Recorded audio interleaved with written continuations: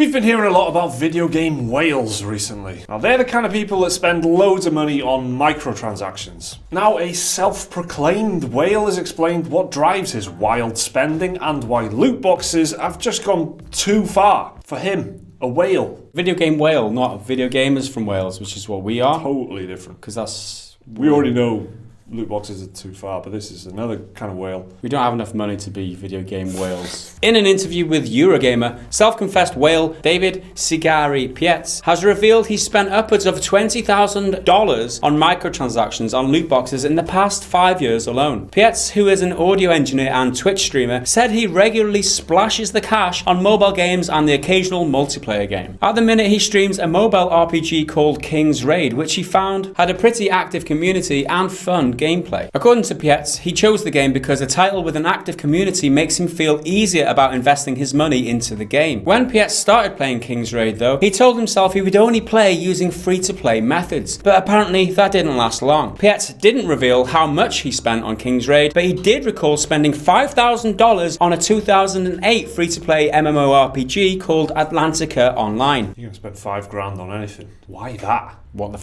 is that? Pietz said he spent so much money on Atlantica Online because, quote, it's a super competitive game. Apparently, he liked the game and played it with some friends, but honestly, I just liked being powerful in that game. I liked kicking ass, and it was really expensive to kick ass in it. Things changed for him, though, when an update to the game introduced a new gacha-style loot box system, which he thought was disgusting. Pietz demanded a refund because he found the practice to be predatory. Explaining his thinking at the time, he said, quote, hey, this is not okay, this is garbage, I would like a refund. And they said, no, we posted our loot table and stuff. And I was like, no, you didn't post the loot table, this is not on it. I charged them back and they banned my account. My moral fibre got involved at that point. So firstly, whales are a real thing. This is a real person who's done this, and he spent 20 grand in the last 5 years, and he's a guy with a kind of a normal job, I guess. He's not like some city banker, he's not some super loaded kind of lawyer who's like living his life in hotel rooms and stuff like that and just wasting his nights playing iPad games or whatever. He's just kind of a normal guy,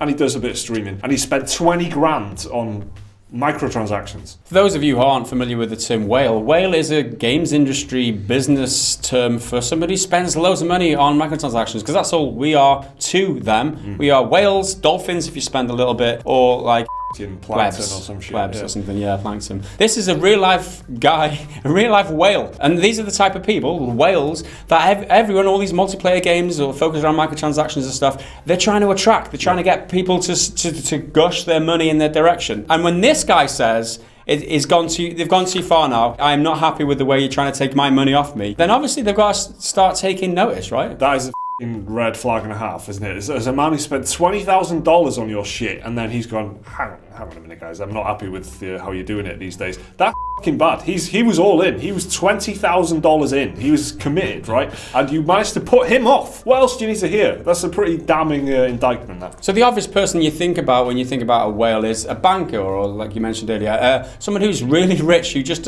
money doesn't matter to them. They just throw loads of money into a game because they've got maybe a stressful job or something. They just want to let off steam at the end of a long, stressful day, and then they come to play a game like Battlefront, for instance, and rather than start from the very bottom, they just throw loads of money in, get these awesome cards, and so they can shoot out of some people, which is what they want to do. They want to let off some steam. But this guy, he says he's a whale, but how do we know that? How do we know a whale isn't defined as somebody who spends upwards of 50 grand in a year or something? He might just be a dolphin. He might just be a lowly little dolphin just flopping away, and there's big whales that we just don't know about because we don't know. So this guy spent thousands on microtransactions, but has actually drawn the line when he found the method of selling them had become, in his eyes, predatory. He told Eurogamer about how he thinks game companies drive people to purchase microtransactions by making the game hyper-competitive. He said, quote, part of the reason these games have leaderboards is to make you feel like you're competing against somebody else. Leaderboards exist to pressure players to spend money. The fact these sort of pressures exist is what causes people to move towards the mindset they are no longer playing against themselves and they are playing against other people. Pietz points the finger at League of Legends as one of the worst offenders of predatory microtransactions. And it's interesting that a guy who's pumped thousands of dollars into this stuff still sees lines in the sand that should not be crossed when it comes to how microtransactions microtransactions sold. For him, they've gone too far with things like loot boxes. And that's the guy who spent $20,000 on microtransactions in the last 5 years. But he does say that he likes the option of microtransactions if he's ever inclined to support the devs. Discussing the model used in League of Legends specifically, Piet said, quote, "I quit playing League of Legends over that feeling. I saw the direction they were going and it was more monetization. Obviously, every company's first priority is making money, but it's how you go about doing it. When you start doing it in really underhanded ways that are kind of invisible on the surface, it's pretty nasty." And interestingly, this self-professed whale was pretty convinced when Eurogamer asked him if he thinks loot boxes, the microtransaction model of the moment, are actually a form of gambling. He said, quote, "Absolutely, it is gambling, and the same feeling you get when you pull a jack on a slot machine is the same feeling these companies are aiming for whether you win or lose. When you lose, they want you to feel down, they want you to feel like you lost, and it's terrible. They want to get you down in the dredges because when you win, they want you to feel ecstatic. It's why you need to be really careful, and I advise anyone who plays these kinds of games to be really vigilant when it comes to how much you're actually spending." So there you go, he's a guy who's pumped thousands into this, and he thinks that loot boxes are firstly gambling,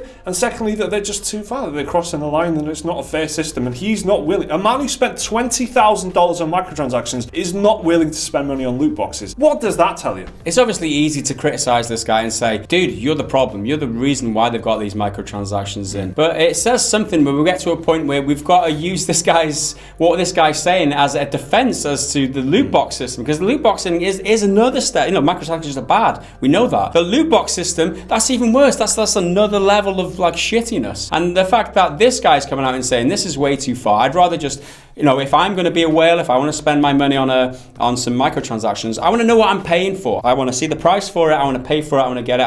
I want to use it like that. Not be involved in this whole gambling mechanic, which is what microtransactions are in the case of loot boxes now. It's weird to try and kind of use him as like, listen to what this guy's saying, because what we should be saying is this guy is the problem, but not really. I mean, I don't know. Should we? No, I think that's right. I think individually you've got to give him credit for coming out and being very open about this and being very honest and really just saying, yeah, this is my name and this is how much I've spent on microtransactions, and not really worrying about what the consequences of that will be. Cool of him to do that, and it's cool of him to kind of share the warning and his own personal experience, to share that as a message for other people. As an individual, he deserves credit for that, but it's people like that have kind of got us to where we are now, because as soon as you start giving them money, as soon as you start giving them leeway, as soon as you start going microtransactions are okay, that's when the publishers and the boardrooms will go, all right, what else can we do on top of this now? I know, randomize loot boxes. Put these loot boxes in there that make it random, so they're not guaranteed to get what they want. So that's how it evolves, and it's not all this guy's fault. He shouldn't be like the subject of hate or anything like that, but this is kind of bracket, this tier of people that the companies are aiming for. They're aiming for the whales and the dolphins, because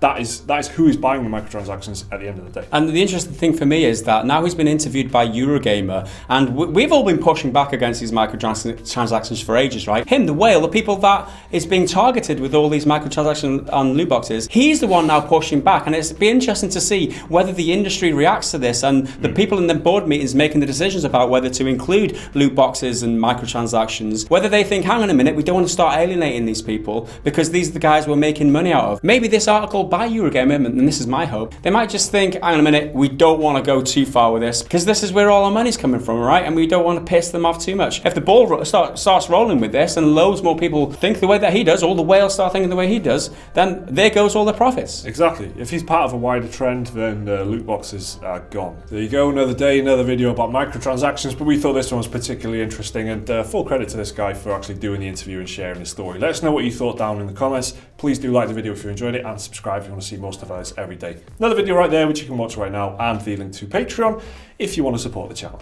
See you next time.